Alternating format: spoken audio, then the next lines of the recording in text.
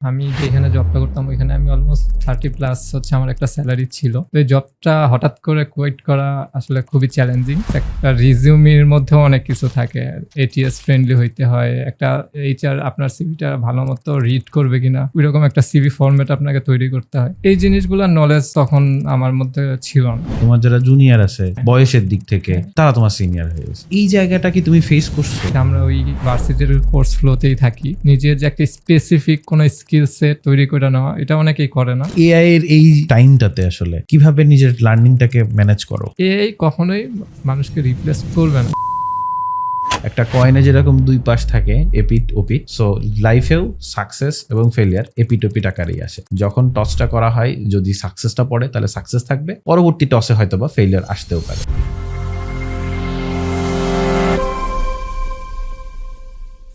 মুজাহিদ ভাই, জি ভাই, কেমন আছো? আলহামদুলিল্লাহ ভালো আছি। আপনি কেমন আছেন? আলহামদুলিল্লাহ যাচ্ছে। কেমন যাচ্ছে দিনকাল, কেমন চলতেছে? ইনশাল্লাহ বর্তমানে হচ্ছে খুবই ভালো যাচ্ছে। নতুন একটা জবে জয়েন করা রিসেন্টলি, আচ্ছা, তো আলহামদুলিল্লাহ সব মিলিয়ে খুবই ভালো যাচ্ছে। এটা কি প্রথম জব না এর আগে আরো ছিল? না ভাই, এটা হচ্ছে আমার সেকেন্ড জব। এর আগে আমি হচ্ছে আরেকটা জব করতাম, সেটা হচ্ছে আমি অলমোস্ট 2.5 বছর ওইখানে আমি জব করছি, দেন হচ্ছে এখানে সুইচ করা। আচ্ছা আচ্ছা, চমৎকার। আচ্ছা ধরো, আমরা তো যেহেতু তুমি দুইটা জবে সুইচ করছো অলরেডি, ইন্টারভিউ তো দেওয়া লাগছে অনেকগুলো। অবশ্যই, ইন্টারভিউ একটা কমন কোশ্চেন আছে না যে হ্যাঁ, ইন্ট্রোডিউস ইয়োরসেলফ। introduce yourself। যদি আমি আজকে ওইটা জিজ্ঞেস করি তোমার কাছে যে তোমার সম্পর্কে একটু বলো তো আমাকে, বা ওভারঅল যদি তুমি তোমাকে কিভাবে পরিচয় দিতে চাও? আমি আমার ইন্টারভিউ যেগুলো দিছি ওইখান থেকে যতটুকু আমি হচ্ছে আমি এই কোশ্চেনটা অনেকবারই ফেস করছি। তো আমি যদি আমার ক্ষেত্রে বলি যে আমি যে এইভাবে শুরু করতে পারি যে আসসালামু আলাইকুম এভরিওয়ান, আমার নাম হচ্ছে মোজাহিদুল ইসলাম হৃদয়। আমি আমার হোম টাউন গাজীপুর এবং আমি আমার গ্র্যাজুয়েশন শেষ করছি নর্থ সাউথ ইউনিভার্সিটি থেকে 2021-এ। দেন হচ্ছে আমি একটা কোম্পানিতে জব করতাম, রিমোট জব। দেন হচ্ছে আমি আমার ক্যারিয়ার অ্যালাইনের জন্য জবটা সুইচ করা। সো এখানে আমি হচ্ছে আমার শোকেস ইন্টারভিউটা। আচ্ছা আচ্ছা, এইভাবে দিবা আর কি, সুন্দর, চমৎকার। কিন্তু ধরো তোমার পড়ালেখা 21-এ, তার মানে কি, মানে ধরো তোমার এসএসসি এইচএসসি কি 16-14 এরকম? না, আমার একাডেমিক্সটা কেমন গেছে? একাডেমিক্স হচ্ছে আমার এসএসসি হচ্ছে 2012 আচ্ছা, এবং আমার এইচএসসি হচ্ছে 2014-এ। মাঝখানে 2 বছরের একটা গ্যাপ ছিল। হচ্ছে আমি হচ্ছে আমার মেডিকেলের জন্য মেডিকেল এক্সামের জন্য 1 বছরের হচ্ছে একটা গ্যাপ নেই।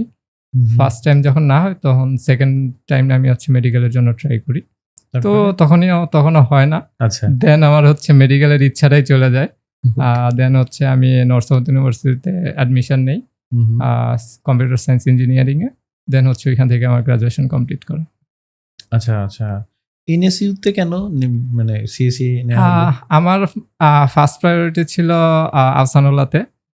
আমি ওইখানে যখন এক্সাম দিই তো ওইখানে আমার হচ্ছে সাবজেক্টটা হচ্ছে টেক্সটাইলে ছিল। তো আচ্ছা টেক্সটাইলটা আমার অত বেশি ইন্টারেস্ট ছিল না তখন। তো দেন হচ্ছে আমি আরেক অ্যাডমিশন দিই, হচ্ছে অ্যাডমিশন টেস্টটা ছিল নর্থ সাউথ।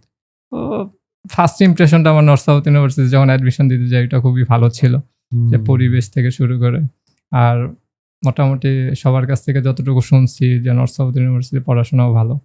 তো এই জন্যই আর কি যখন আমার অ্যাডমিশন টেস্টে আমি হচ্ছে পাস করি তখন হচ্ছে আমি ওইখানেই আর কি, মানে আগে যে মানুষজনের কাছ থেকে যেটা শোনা হয়েছিল হ্যাঁ ওইটার সাথে পরে ভর্তি হওয়ার পরে রিয়েলিটি কি ঠিক ম্যাচ করছে? হ্যাঁ এইটা ঠিক আছে। ওইখানে যে পরিবেশ এবং পড়াশোনার যে কোয়ালিটি অবশ্যই ভালো, টিচাররা অবশ্যই কোয়ালিটিফুল, কিন্তু হচ্ছে নিজের চেষ্টা করতে হবে অবশ্যই। টিচাররা ফোর্স করবে না আপনাকে, কিন্তু টোটালি আপনার উপর। আপনি যদি চান ওইখান থেকে ভালো করে বেরোবেন অবশ্যই সম্ভব। আচ্ছা, তুমি ধরো বললা গ্রাজুয়েশনের পরেই তুমি একটা চাকরিতে গিয়েছিলা, সেটা 21 সালের পরে হয়তো বা, হ্যাঁ এই সময়টাতে। তো ওইটা কি আসলে এই সফটওয়্যার রিলেটেডই ছিল, ডেভেলপমেন্ট রিলেটেড ছিল না, নাকি? ওইটা সফটওয়্যার রিলেটেড ছিল না। ওইটা হচ্ছে একটা marketing agency type, USA based. তো হচ্ছে একটা বিপিও টাইপ কোম্পানি। তো এখানে হচ্ছে মেইনলি আমার জয়েন করা ছিল কোভিডের মধ্যে, তখন হচ্ছে এমনিতেই জব একটা শর্টেজ ছিল অন সাইটে। তো হচ্ছে আমার একটা ফ্রেন্ড ওইখানে জয়েন করছে আমার 2-3 মাস আগে। তো দেন হচ্ছে আমি ওইখানে আমাকে ও রেফার করে। তো রিমোট জব দেখে আমি চিন্তা করছিলাম যে হচ্ছে আচ্ছা কোভিড তো চলতেছে, ওইটা রিমোট ছিল? হ্যাঁ ওইটা রিমোট ছিল। আচ্ছা, তো কোভিড চলতেছে, এখন বাসায় বসে কাজ নাই। হুম তো আমি জবটা জয়েন করি যতদিন হচ্ছে আমি আমার রিলেটেড ফিল্ডে না জয়েন করতে পারতেছি, দেখা গেছে আমি একটা ফাইন্যান্সিয়াল সাপোর্টও পাইতেছি। তো এই চিন্তা করেই হচ্ছে মেইনলি আমার জবটাতে জয়েন করা। তো জয়েন করার পর দেখা গেছে যে জবটা কন্টিনিউ করতে থাকি, এর মধ্যে কোভিড যায়। বাট হচ্ছে ওই যে একটা ম্যাচ আপ করে ফেলা ওই জবের সাথে অ্যালাইন, জবের কাজগুলা করতে করতে দেখা গেছে কি মানে কিভাবে যে 2 বছর 2.5 বছর চলে গেছে আমি নিজেও বুঝতে পারি নাই। তো এর মাঝখানে দেখা গেছে কিছু সময় আমি আমার রিলেটেড ফিল্ডে অনেকগুলা জবগুলাতে অ্যাপ্লাই করতাম, কিছু শিখা ট্রাই করতাম। দেখা গেছে একটা জব করার সময় শিখাটা ওই রকমভাবে প্রপারলি হয় না। মানে যতটুকু সময় আমি ওইখানে দিতে চাই, মানে ইনভেস্ট করতে চাই, দেখা গেছে জবটা শেষ করে ওইখানে 9 ঘন্টা সময় দেওয়ার পরে এনার্জি সবকিছু মিলে হয় না। তো তারপরেও আমি ট্রাই করতাম যে অ্যাপ্লাইগুলা করার জন্য আইটি ফিল্ডে সফটওয়্যার ডেভেলপার হিসাবে। তো দেখা গেছে ওইখান থেকে যেহেতু আমার ওই রকম কোনো প্রজেক্ট ছিল না সিভিতে তখন, শুধু গ্র্যাজুয়েশনের আর হচ্ছে আমার ইউনিভার্সিটি একটা প্রজেক্ট ছিল ছোট। তো ওই সিভি দিয়ে দেখা গেছে আমি ওই রকম কোনো কোম্পানি থেকে যে আমাকে ডাকবে, হায়ার করবে ইন্টারভিউর জন্য, ওই কলটাও আমি পাইতাম না তখন। তো ওই মার্কেটিং করতে করতে তখন হচ্ছিল ওই জবগুলাতে হচ্ছিল না, হচ্ছিল তো না। ওই সময়টা কি তুমি প্রোগ্রামিং হিরো সম্পর্কে জানতা, মানে প্রোগ্রামিং হিরোতে ঢুকলা? আচ্ছা, প্রোগ্রামিং হিরোর জার্নিটা ছিল আমার একটু ইন্টারেস্টিং ব্যাপার। তো আমি 2024 এর অক্টোবরে হচ্ছে আমি আমার জবটা রিজাইন করি। আচ্ছা। দেন হচ্ছে আমার রিজাইন করার থিঙ্কিংটা ছিল আমি একটা কোর্স করব আমার রিলেটেড, এবং আরেকটা অ্যালাইন ছিল যে হয় আমি আইএলটিএস দিয়ে বাইরে চলে যাবো। এই দুইটা থিঙ্কিং নিয়ে আমার হচ্ছে জবটা কুইট করা। দেন আমার এক ফ্রেন্ড হচ্ছে কুইট করার পর আমাকে রেফার করতেছিল যে আচ্ছা প্রোগ্রামিং হিরো ট্রাই করতে পারোস, যে এখানে ওরা খুব ভালোভাবে শিখায়। তো আমি প্রোগ্রামিং হিরো সম্পর্কে জানতাম 2018 থেকে, যখন আমি ভার্সিটিতে কাজ করতাম। মানে বিভিন্ন তখন কিছু ব্লগ প্রোগ্রামিং হিরো পাবলিশ করতো, ওগুলা দেখতাম। তো এরপরে যে কোর্স রিলেটেড এত কিছু হয়েছে, এত কিছু আমি জানতাম না। তো আমার ফ্রেন্ড রেফার করার পরে হচ্ছে আমি প্রোগ্রামিং হিরো নিয়ে একটু সার্চ করি, এবং লাস্ট মোমেন্টে আমি এনরোল করছিলাম। আচ্ছা, আমার মনে আছে যে অক্টোবর ডিসেম্বর 2024। হ্যাঁ, ডিসেম্বর 2024। এটা সম্ভবত ছিল 24 ডিসেম্বর মেবি হচ্ছে লাস্ট ডেট ছিল। আমি ওই লাস্ট ডেতে গিয়ে এনরোল করছিলাম। তো হচ্ছে সেখান থেকে আমার শুরু প্রোগ্রামিং হিরো। তো প্রথম যখন আমি প্রোগ্রামিং হিরোতে ক্লাস শুরু করি, তো ফান্ডামেন্টাল তো আমার জানা ছিল যেহেতু আমি সিএসসি ব্যাকগ্রাউন্ডের। তো বেসিকগুলা যা শিখাইতো HTML CSS এগুলো আমি বেসিকগুলা জানতাম। তো ঝঙ্কার ভাই যখন শেখানো শুরু করে, দেখা গেছে কিছু অ্যাডভান্স জিনিসও শেখানো শুরু করে। তো তার যে শেখানোর অ্যাপ্রোচটা এটা খুবই ভালো ছিল, যেই কারণে হচ্ছে আমার অ্যাডপ্ট করতে খুবই সহজ হয়েছে সবকিছু মিলে। তো আস্তে আস্তে শিখতে থাকি, এইভাবে হচ্ছে ট্রানজিশন হয়। তো ধরো তোমার তো তুমি অক্টোবরে জব ছেড়েছো বললা যে 24 সালের। জি। সো ওইটার পরে তুমি কোর্সে ভর্তি হয়েছো আরো 2 মাস পরে। কোর্সে ভর্তির সাথে সাথে তো চাকরি পেয়ে যাও নাই, সময় লাগছে আরো 7-8 মাস।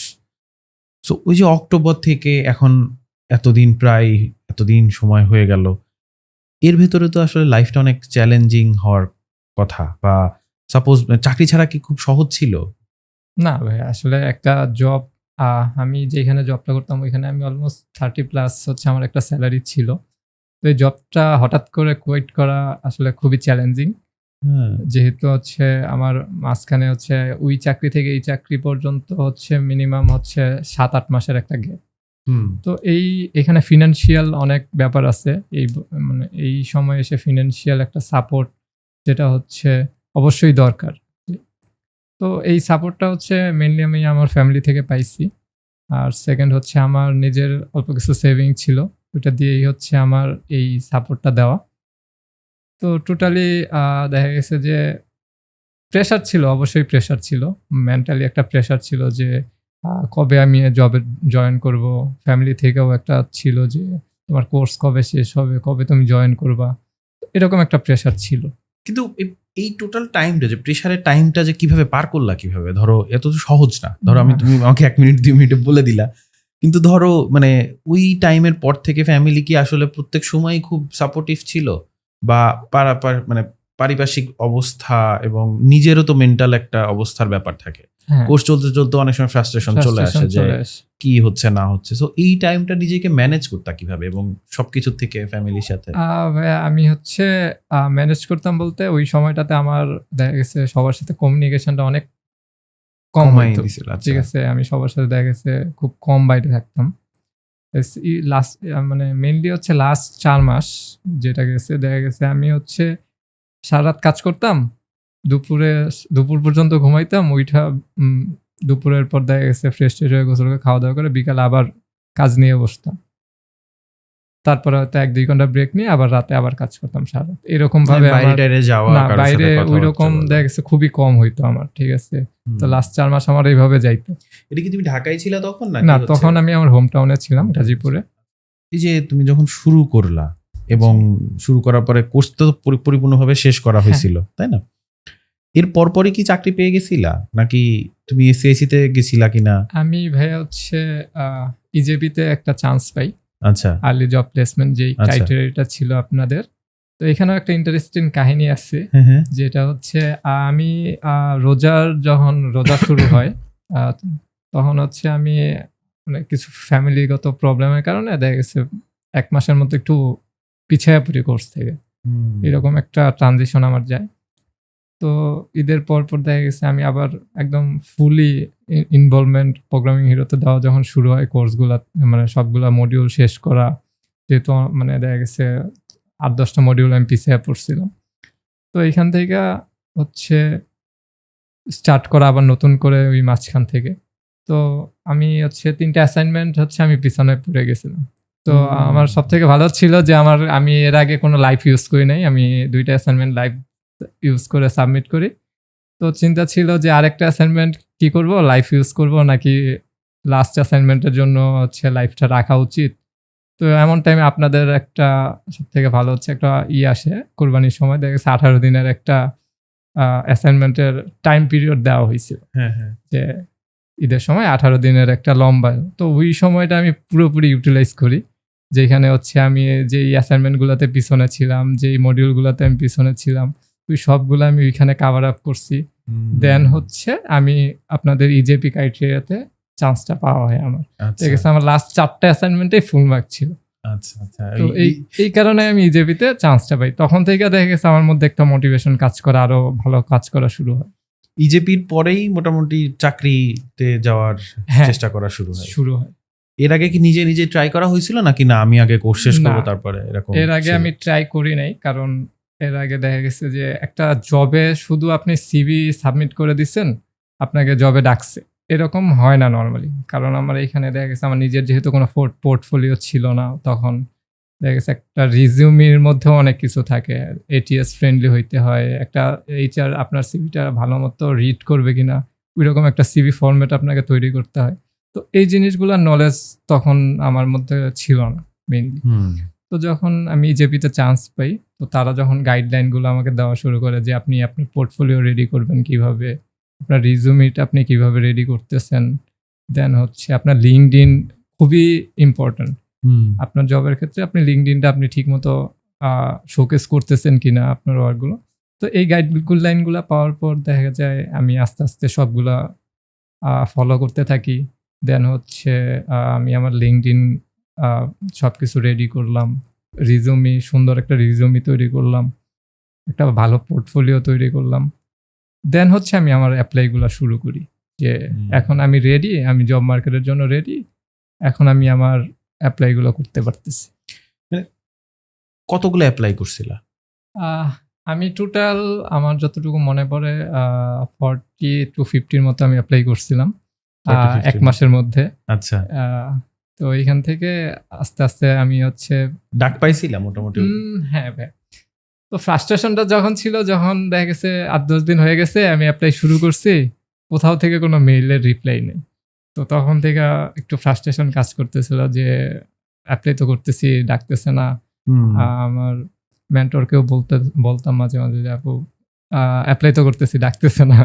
তো আপু বলতো একটু ধৈর্য ধরেন, মাত্র শুরু করছেন, অবশ্যই আসবে। তো যখন ফার্স্ট আমি হচ্ছে একটা রিপ্লাই পাই, তো তখন থেকেই ভালো লাগা কাজ শুরু হইলো। যখন ফার্স্ট একটা জব টাস্ক আমি পাইলাম। তো ওইটা যখন কাজ করতেছিলাম এর মধ্যে আরো আমি 3টা জব ট্যাক্স পাই। আচ্ছা, মানে একটা শুরু হ্যাঁ, হওয়ার পরে একটা আরো শুরু করার 3টা, পরে আরো মানে 3টা যখন জব শুরু ট্যাক্স। হয় তখন সব একসাথে আসে। আচ্ছা, তো এই জিনিসটা খুবই ইন্টারেস্টিং। তো আমি তখন মানে নিজের মধ্যে একটা কনফিডেন্স গ্রো করা শুরু হয় যে না, এখন আমি আসলেই রেডি, কারণ আমি এখন যেহেতু ডাক পাইতেছি, আমি আমার কাজগুলো যদি ঠিক মতো জমা দিতে পারি, সাবমিট করতে পারি, দেন অবশ্যই একটা অপরচুনিটি আমার জন্য ওপেন হবে। ওইখান থেকে এই মানে মেইনলি আমার এই জব লাইফের সবকিছু শুরু। এমনিতে তুমি বলতেছিলা যে ধরো 3টা জবে তুমি হ্যাঁ পাইছিলা একই সাথে, 3টাতে ইন্টারভিউ দিছো, মানে এই পর্যন্ত ইন্টারভিউ মনে হয় 3টাই দিছো। হ্যাঁ, ইন্টারভিউ মানে এটা একটা ইন্টারেস্টিং, অনেকে কিন্তু অনেকগুলা ইন্টারভিউ দেয়, অনেকগুলো অ্যাপ্লাই করে, তুমি মাত্র 40-50টা করছো, 7-8টা বলছিলা যে তুমি হ্যাঁ, আমি জব টাস্ক পাইছো, এবং 3টা ইন্টারভিউ দিয়ে ওখান থেকেই একটা চাকরি হয়ে গেছে। হ্যাঁ, সো মানে জায়গাটা মানে অ্যামাউন্ট অনেক কম, তুলনামূলক তুলনামূলক। কম। হ্যাঁ। আমি এইখানে আমি যখন জব ট্যাক্স পাই, তো আমি মোটামুটি 7-8টা জব ট্যাক্সের মধ্যে আমি সবগুলা করতে পারি নাই, যদিও এর আগেই আমার জব হয়ে গেছে। আচ্ছা, আমি 4টা-5টার মতো জব ট্যাক্স সাবমিট করছিলাম। দেন আমি একটা ইন্টারভিউ কল পাই, মনে হয় আগস্টের 15-এ।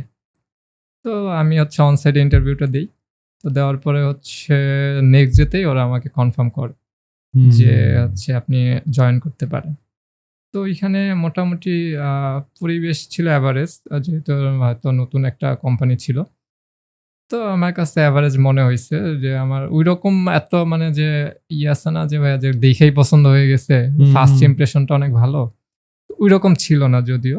তারপরেও ইচ্ছা ছিল যে যেহেতু একটা ডাক পাইছি, একটা অফার পাইছি, তো এটা যদি আমি জয়েন না করি, তো দেখা যায় যে আমার আরো আমি আবার কবে আরেকটা কল পাইতেছি এটার কোনো তো শিওর না।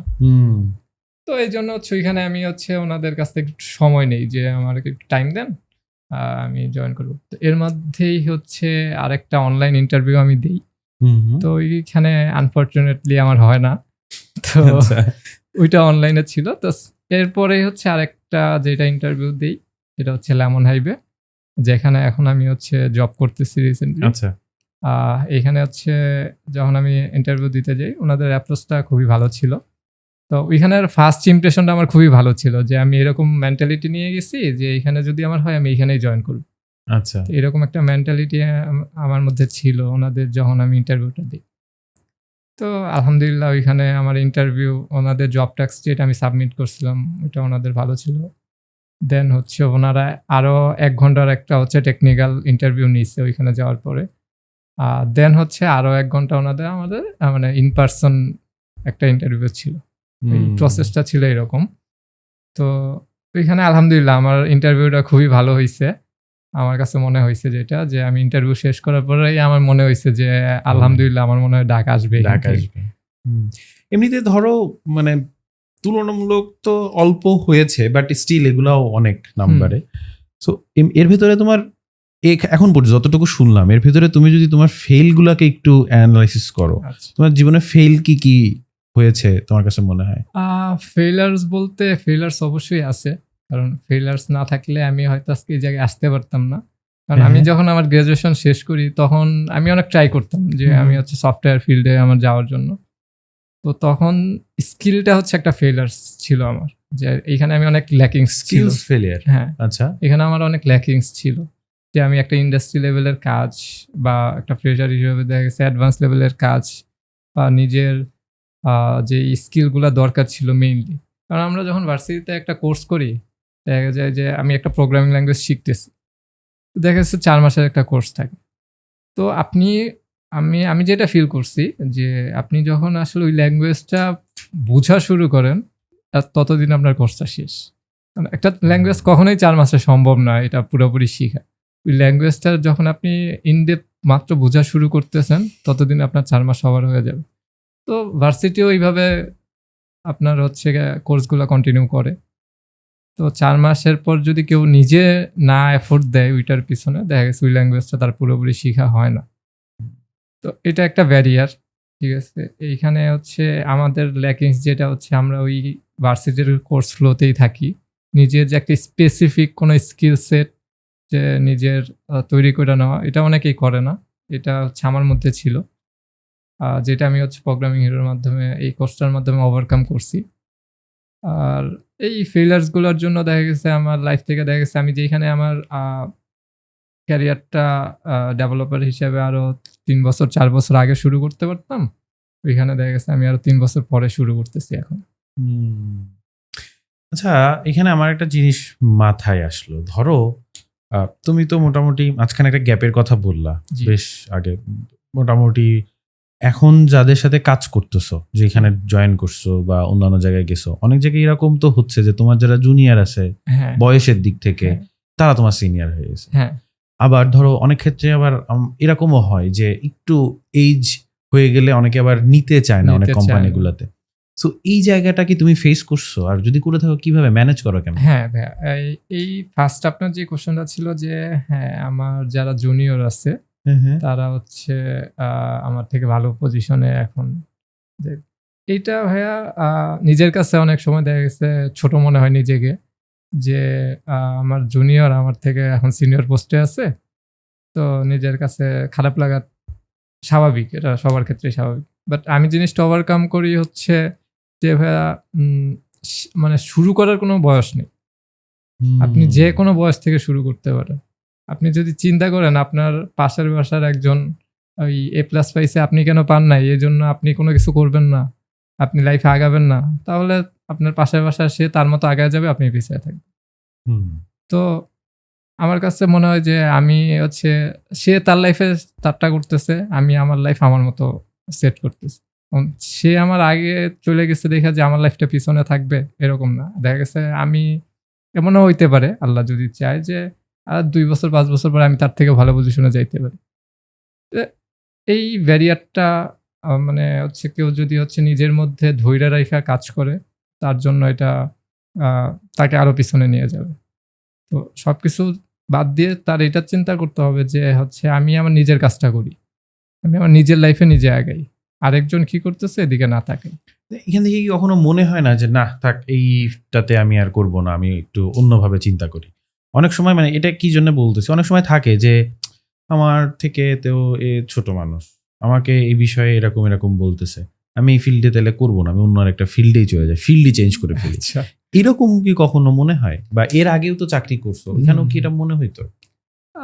আমার ক্ষেত্রে ভাইয়া আমি হচ্ছে যার, যার পার্সপেক্টিভ আলাদা থাকতে পারে। বাট আমার ক্ষেত্রে মনে হয়েছে যে আমি যদি কারো কাছ থেকে শিখতে পারি, সে আমার ছোটও হইতে পারে। তো তার কাছ থেকেও আমি শিখতে পারি। যদি আমি যে সবকিছু জানবো এরকম কিছু না। আমার ছোট একজন আমার থেকে ভালো জানতে পারে। জানতেই পারে, হ্যাঁ। হ্যাঁ। তার থেকে আমার শিখতে তো কোনো অসুবিধা থাকার কথা না। তো এটা আমার হচ্ছে আমার আইডিওলজি। কিন্তু ধরো সেটা তো গেল আমার কাজের জায়গায়। ধরো এই যে তুমি এখন এতদিন কষ্ট করে একটা চাকরি বাকরি করতা, ওখান থেকে এখন ইন্টার্ন হিসেবে কাজ করতেছো, হ্যাঁ, ইন্টার্ন হিসেবে আমি তো এইটাকে তোমার ফ্যামিলি রিলেটিভসরা কিভাবে নেয় যে এত বড় হয়ে গিয়েছে, তার ফ্যামিলি আছে, তার বাচ্চা কাচ্চাও আছে, বাট স্টিল সে হচ্ছে মাত্র ক্যারিয়ার শুরুর অবস্থানে? এইটা কি কোনো ইস্যুস হয় না ফ্যামিলিতে? ইস্যুস বলতে ভাইয়া আপনার আমার ফ্যামিলি এদিক থেকে যথেষ্ট সাপোর্টিভ। আমি আমার সবাইকেই বলছি যে হচ্ছে এরকম আমি যে যখন আগের জবটা করতাম সেই ব্যাপারেও তারা সবাই জানে। তো তারাও দেখছে আমি এই লাইনটাতে আমি কি পরিমাণ ডেডিকেশন দিয়েছি, কি পরিমাণ কাজ করছি। তো যখন জবটা পাইলাম তো তখন তারা দেখা গেছে যে হ্যাঁ, একটু তো আছে যে মাত্র হচ্ছে ইন্টার্ন হিসেবে জয়েন করতেছি। এটা একটা আছে। বাট ফিউচার অপরচুনিটিস এর কথা চিন্তা করে দেখা গেছে তারাও হ্যাপি। একদম যে আ তারা মন খারাপ হবে তাদের যে মাত্র শুরু করছি এরকম কিছু না। তারাও হ্যাপি যে আমি হচ্ছে আমার ক্যারিয়ার লাইনটা শুরু করতে পারছি। আসলেই হ্যাপি? আমার কাছে মনে তোমার হয় কাছে কি কারণ মনে হয়? হচ্ছে মেইনলি হচ্ছে হ্যাঁ, মানে এরকম কি, মানে ধরো মানে আমি যেই কারণে আসলেই হ্যাপি জিজ্ঞেস করলাম, তো অনেক সময় থাকে যে আমার ছেলে, আমার মেয়ে অথবা আমার মানে বোনের ছেলে, মানে আমি রিলেটিভের কথা বলছি, মানে ওইটাও কিন্তু একটা প্রেশার অনেকটা। এটা মানে ফ্যামিলির উপরে তো ওইখান থেকেও প্রেশার আসে, তোমার ছেলে কি করতেছে, তোমার মেয়ে কি করতেছে, তোমার ছেলের তো এখন একটা ফ্যামিলি আছে, ও এখন এইরকম করে বেড়াচ্ছে, ও কি কিছু করতেছে না, এটা বাদ দিতে বলো, এগুলা করার দরকার, এগুলা করে কি হবে? মানে এই জাতীয় যে এক্সটার্নাল প্রেশারস, এই জায়গাগুলোর থেকে আসলে তারা কিভাবে মেনটেন করে? তারা হচ্ছে এটা একটা ভাইয়া তাদের কাছেও হয়তো খারাপ লাগে। তারা হয়তো যারা আমাদের সামনে হয়তো অনেক কিছুই তারা শোকেস করে না। যে তারা হয়তো আমাদের সামনে এইটুকু হয়তো পোর্ট্রে করে যে হ্যাঁ, আমরা একটা কিছু করতেছি, তারা এটা নিয়ে ঠিক আছে, ছেলে করতেছে তো বা মেয়ে করতেছে, এরকম একটা মেন্টালিটি তাদের মধ্যে থাকে। তো মনে হয়তো দেখা গেছে তার কেউ মনে করেন আত্মীয়-স্বজনের মধ্যে কেউ যদি আরো বেটার পজিশনে থাকে, তাদের স্বাভাবিক তারা বলে যে হ্যাঁ, ওর ছেলে তো এরকম একটা পজিশনে ছিল, অস্ট্রেলিয়া চলে গেছে, এইখানে চলে গেছে, তোমার ছেলে তো দেশের বাইরে যাইতে চাইছিল, গেল তো না, দেশের বাইরে চাইতে পারে বা ট্রাই করে না, এইরকম একটা প্রেসার থাকে। তো আমারও অনেকবার হচ্ছে ফ্যামিলি থেকে বলতো যে দেশের বাইরে ট্রাই করো, চলে যাও, দেশে থেকে কি হবে। আমার হচ্ছে এরকম একটা প্রেসার মোটামুটি থাকে। এগুলো ধরো তুমি এখন তোমার কাছে যেটা বুঝলাম যে ঠিক আছে, এগুলো তো থাকবেই। আমি এদিকের দিকে যদি নজর দিই, তাহলে ওই যে একটু আগে আমাকে বলছিল পাশের বাসার ছেলেটা তো আগায় যাবে, আমি পিছায় যাবো। আমি এদিকে নজর না দিয়ে, এগুলা থাকবে, বাস্তবতা এটা চলতে থাকবে, আমি আমার পার্টটাতে নজর দিই। যদি আমি ভালো করতে পারি, দেখা যাচ্ছে আমি 1 বছরের যেটা নর্মাল টাইমে করতে পারতাম, এখন সেটা আমি 2 বছরেরটা 1 বছরে করে ফেলতে পারছি। তো এটা একটা ভালো জিনিস তোমার কাছ থেকে জানতে পারলাম আর কি। সো মুজাহিদ ভাই, তোমার হচ্ছে মোটামুটি এখন তো তুমি তোমার যে ইচ্ছা ছিল সেই ইচ্ছার রাস্তায় যাওয়া শুরু করছো। তো এখান থেকে তুমি আসলে কোথায় যেতে চাও? ধরো তোমার নেক্সট চিন্তা ভাবনা, নেক্সট জায়গাগুলো। তো যেহেতু আমি হচ্ছে বর্তমানে হচ্ছে ফ্রন্ট এন্ড ডেভেলপার হিসেবে আছি লেমন হাইপে, তো এখান থেকে আমার চিন্তা ভাবনা আছে যে আমার ক্যারিয়ারটারে হচ্ছে আরো বেটার পজিশন নেওয়া। ভবিষ্যতে আমার ইচ্ছা আছে যে ফুল স্ট্যাক ডেভেলপমেন্টে টোটালি ইনভলভ হওয়া, টোটালি ডেভেলপমেন্ট সাইডে থাকা। ধরো এখানেই আমার কোশ্চেনটা আরেকটা মাথায় চলে আসছে আর কি। ধরো মানে এখন তো আমাদের এআই আসলে সব একদম মাথার উপরে উঠে বসে আছে। সো এই টাইমটাতে এসে টেকনোলজি নিয়ে কাজ শুরু করে সাস্টেইন করে ওখান থেকে আরেকটু উপরের দিকে যাওয়া, ক্যারিয়ারটা সামনের দিকে নিয়ে যাওয়া, ফুল স্ট্যাক ডেভেলপমেন্ট তো আরো এখন কঠিন হচ্ছে। কোম্পানিগুলোতে নর্মালি আগে যেখানে 10 জন লাগতো, এখন সেখানে 5 জন দিয়ে কাজ করে ফেলতেছে। সো তুমি এই এআই এর এই টাইমটাতে আসলে কিভাবে নিজের লার্নিংটাকে ম্যানেজ করো? আচ্ছা, এইখানে একটা খুবই গুড কোশ্চেন। আমি ইভেন জঙ্কার ভাইয়েরও যত পডকাস্ট দেখছি, ইভেন আমার অফিসের যারা কলিগস আছে, তারাও তাদের সিনিয়র যারা আছে তাদের কাছেও আমি এই কোশ্চেনটা করছিলাম যে ভাইয়া এখন তো এআই এর যুগ চলতেছে, তো এখন আমাদের হচ্ছে যারা আমরা ডেভেলপার হিসেবে কাজ করতেছি তাদের ফিউচারটা কি, তারা কিভাবে হচ্ছে নেক্সট 4-5 বছর পর সার্ভাইভ করবে।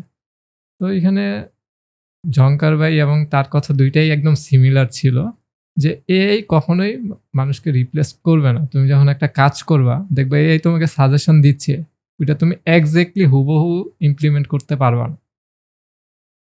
ঠিক আছে, ওই জিনিসটা তোমার আগে বুঝতে হবে।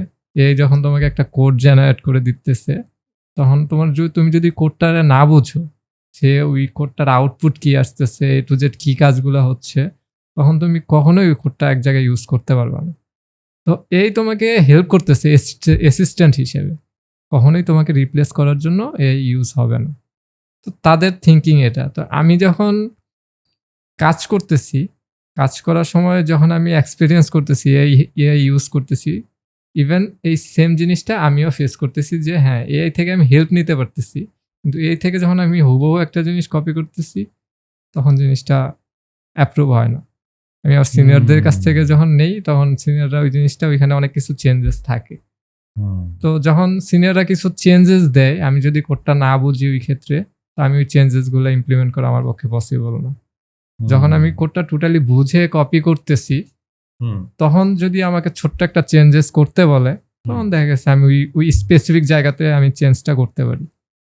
এমনিতে তুমি এআই শিখো, মানে এআই প্র্যাকটিস করো, শেখো কোথাও? আমি এআই প্র্যাকটিস করি না, বাট এআই থেকে হচ্ছে আমি ইনফরমেশন গ্যাদার করি। যেমন আগে হচ্ছে যেটা হইতো যে কোন একটা ইনফরমেশন লাগলে আমার গুগলে যাইতে হইতো, গুগলে সার্চ করার পর আমার বিভিন্ন ওয়েবসাইট 4-5টা 6-7টা 8-10টা ওয়েবসাইটও আমার দেখা গেছে সার্চ করা লাগতো একটা জিনিস টোটালি বোঝার জন্য, ওভারভিউ নেওয়ার জন্য। তো এখন এর ক্ষেত্রে হচ্ছে জিনিসটা সবথেকে সহজ হয়েছে যে এআই রে আমি যদি বলি যে আমি এই জিনিসটা জানতে চাচ্ছি, আমাকে টোটাল একটা ওভারভিউ প্রোভাইড করো। তো দেখা গেছে এই সুন্দরভাবে সবকিছু নিয়ে আমাকে হুম। একটা ওভারভিউ প্রোভাইড করতেছে। এই জিনিসটা অনেক হেল্পফুল এই থেকে নেওয়া যায়। আমি এইভাবে এইটার ইউজ করি যে এক্সপ্লোর করার জন্য, যে আমি এই জিনিসটা বুঝতেছি না, এই জিনিসটা আমাকে এক্সপ্লেনেশন করো টোটালি একদম ইন ডিটেলসে। তখন সে আমাকে একটা ইন ডিটেলস ওভারভিউ দিতেছে। দেখা যাচ্ছে যেটা আমি ওয়েবসাইট করতে গেলে আমার 1 ঘন্টা সময় লাগতেছে, সেটা আমি হচ্ছে এই থেকে দেখা গেছে আমি 30 মিনিটে ওই জিনিসটা আমি ওভারভিউ নিয়ে ফেলতে পারতেছি। আচ্ছা, ধরো আমি তোমার এই কথা শুনতে শুনতে একটা জিনিস আমার মাথায় আসছে। তুমি যেহেতু ফ্যামিলি পার্সন, জি তাই না? তো তোমার একটা বাচ্চা আছে। জি সো ধরো তুমি তোমার লাইফের কিছু ট্রায়াল আর এরর করছো, হ্যাঁ তুমি অবশ্যই চাও না সেম সিচুয়েশন তোমার বাচ্চার উপর দিয়ে যায়, জি right? জি। তো তুমি এখন বা সামনের দিনগুলোতে কি ধরনের প্ল্যান করতে চাও বা কি জিনিসটা করে দিতে চাও বা করতে চাও যাতে করে সে তার লাইফে পরবর্তী স্টেজে সিমিলার প্যাটার্নের চ্যালেঞ্জের মধ্যে না পড়ে? আমি আমার লাইফে যেটা হচ্ছে আমি হচ্ছে যেই কাজগুলো ভুল করছি সেটা হচ্ছে আমি হচ্ছে আমার ইউনিভার্সিটি ক্যারিয়ারে বা আমি হচ্ছে ইন্টারমিডিয়েটের পর থেকে আমার স্পেসিফিক কোনো স্কিলের ফোকাস করিনি। ঠিক আছে, আমার একটা স্পেসিফিক স্কিল দরকার একটা মানুষের লাইফে, যেটা তার মানে ফুল লাইফ তাকে সাপোর্ট দিবে যত হুম। কিছুই হোক। তো ওই রকম স্পেসিফিক কোনো দেখা গেছে স্কিল সেট আমি নিজের মধ্যে ওই রকম গ্রো করি নাই, যেটা হচ্ছে আমি হচ্ছে গ্রাজুয়েশনের পর যেটা আমি ফিল করছি যে হ্যাঁ আমার তো স্কিল সেটের দরকার ছিল একটা, যে কোনো একটা হয় আমি মানে অন্তত Technique- স্টার্ট করার জন্য। হ্যাঁ। এখনকার যে যুগ, সেখানে তো একটা স্কিল দিয়ে একটা আজীবন skill চলা দিয়ে যাবে হবে না, কিন্তু বাট স্টার্ট স্টার্ট করার করতে গেলে জন্য একটা স্কিলের উপরে দাবদাবা রাখতে হ্যাঁ হবে। অবশ্যই। আপনি যখন একটা জায়গায় যাবেন তো আপনার ইনিশিয়াল একটা স্কিল অবশ্যই লাগবে, যেখান থেকে আপনি স্টার্ট কিক অফ করতে পারবেন। এক্স্যাক্টলি। কিক অফ যখন আপনি করতে পারবেন তখন অটোমেটিক্যালি আপনার পরে কি হবে, চারপাশের পরে কি হবে, জিনিসগুলো So, স্টেপ বাই ওইটাই তুমি স্টেপ আসলে কিভাবে করতে চাও? মানে ধরো ওর জন্য কিভাবে ফ্রেমওয়ার্কটা রেডি করতে চাও লাইফে? আমার যেটা থিঙ্কিং ও হচ্ছে এখনো তো ছোট, যখন বড় হবে আমি ওর যদি স্পেসিফিক কোনো ইচ্ছা থাকে যে ও কোনো দিকে যাবে, তো আমাদের ফ্যামিলি চিন্তা হচ্ছে একটু ওরে হচ্ছে একটু ধার্মিক লাইনে নিয়ে যাওয়ার, যে তারবি লাইনে হচ্ছে ওরে হচ্ছে হাফেজ মাওলানার দিকে নিয়ে যাওয়ার ইচ্ছা আছে। হুম। এই আচ্ছা, একটা মানে ওই ইচ্ছা, দিক হ্যাঁ থেকে ওই শুরু দিক করা, থেকে শুরু start করা, ওই দিক স্টার্ট করা। করার ইচ্ছা আছে। হুম। তো ওই দিক থেকে দেখা গেছে ওর জন্য আমার কিছু প্ল্যান আছে অবশ্যই এখনই, আচ্ছা। যে হচ্ছে একটু বড় হলে দেখা গেছে যে ওকে মাদ্রাসার মধ্যে দেওয়া, এবং পাশাপাশি হচ্ছে যেহেতু আমি কম্পিউটার সায়েন্স থেকে পড়াশোনা করতেছি, ডেভেলপার হিসেবে কাজ করতেছি, তো এই রিলেটেড টেকনোলজি গুলা হচ্ছে ওরে হচ্ছে তার পাশাপাশি আমি হচ্ছে শেখানোর জন্য। শেখানোর চেষ্টা করবো। হ্যাঁ। এইটা একটা মানে যাতে এখনকার সিচুয়েশনের সাথে হ্যাঁ। মানানসই হয়ে হ্যাঁ। যেতে পারে। সে যেন ওই মাদ্রাসা লাইনে পড়ার পরেও যেন তার টেকনিক্যাল স্কিল গুলো খুবই ভালো থাকে। সো মুজাহিদ ভাই, আমরা মোটামুটি অনেক কিছুই তোমার কাছ থেকে জানলাম, জি। শিখলাম অনেক কিছুই। সো ধরো তুমি যদি এই টোটাল তোমার লাইফটাকে পজিটিভ, ডাউনফল এবং একটা থাকে না যে আমি দেখতে যাচ্ছি একটা ফিউচার, ইন্সপিরেশন, এই 3টা পয়েন্টে যদি ভাগ করে বলতে চাও, যেটা ধরো আমাদের সাথে যারা আজকে শুনছে তারা তোমার এখান থেকে শিক্ষা নিতে পারে, জানতে পারে আচ্ছা, বা ইন্সপিরেশন পেতে পারে। আপনি আমি এটুকু বলবো যে হচ্ছে আপনি যদি শিখতে চান, যদি শুরু করতে চান, আজকেই শুরু করুন। কারণ আপনার শিখার কখনোই শেষ নাই।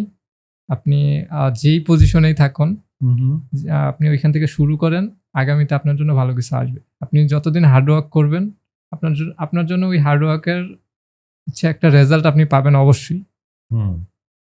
এটা হচ্ছে আমি আমার লাইফ থেকে বলি, এবং যারাই আছে তারা হয়তো আমার সাথে এগ্রি করবে, যে আপনি যখন হার্ডওয়ার্ক করবেন একটা কোনো কিছুর পিছনে, তো ওইটার একটা রিটার্ন আপনি অবশ্যই কোনো না কোনো সময় পাবেন।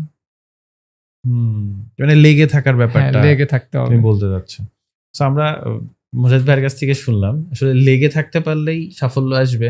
আমরা যদি নিজেদের ইচ্ছা, নিজেদের ক্যারিয়ার যে লাইনে আমরা করতে চাই সেটার দিকে নিজেদের মনোনিবেশ করতে পারি এবং লেগে থাকতে পারি, প্রপার ওয়েতে লেগে থাকতে পারি। এমন না যে আমি আছি কিন্তু নাই, এই টাইপ করে থাকলে আসলে হবে না, যেটা মুজাহিদ ভাই আমাদেরকে এতক্ষণ ধরে বলার চেষ্টা করছিলেন।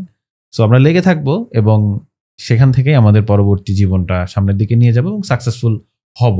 অবশ্যই ফেলিয়ার থাকবে, ফেইলিয়ারের পাশাপাশি আমাদের সাকসেসটাও প্যারালালি আসবে। একটা কয়েনে যেরকম দুই পাশ থাকে, এপিট ওপিট, সো লাইফেও সাকসেস এবং ফেলিয়ার এপিট ওপিট আকারেই আসে।